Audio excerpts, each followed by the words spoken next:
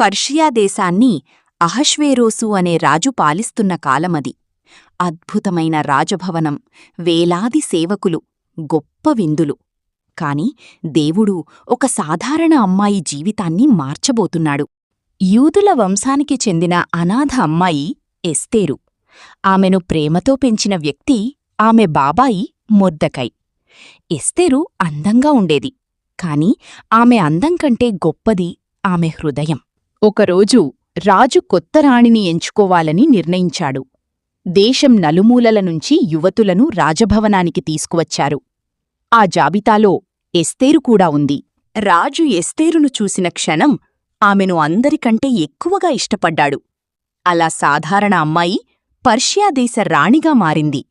రాజ్యంలో హామాను అనే గర్విష్టి అధికారి ఉండేవాడు. మొర్దెకై తనకు నమస్కారం చెయ్యలేదని కోపంతో అతడు యూదులందర్నీ చంపాలని కుట్రపన్నాడు. మొర్దెకై దుఃఖంతో రాజభవనం వెలుపల ఏడుస్తున్నాడు. అప్పుడు ఎస్తేరుకు ఒక సందేశం పంపించాడు. రాజు పిలవకుండా అతని దగ్గరకు వెళితే శిక్ష మరణం. కాని తన ప్రజల కోసం ఎస్తేరు ధైర్యంగా నిర్ణయం తీసుకుంది. ఎస్తేరు రాజు సింహాసనం ముందు నిలబడింది. అందరూ ఊపిరి బిగపట్టారు. కాని రాజు తన బంగారు దండాన్ని ఆమె వైపు చాపాడు. విందులో ఎస్తేరు హామాను కుట్రను రాజుకు తెలిపింది. నిర్దోషులైన యూదులను చంపాలని హామాను ప్రయత్నించాడని తెలిసిన రాజు అతనిపై కోపంతో తీర్పు చెప్పాడు. ఆ రోజు యూదులు రక్షించబడ్డారు.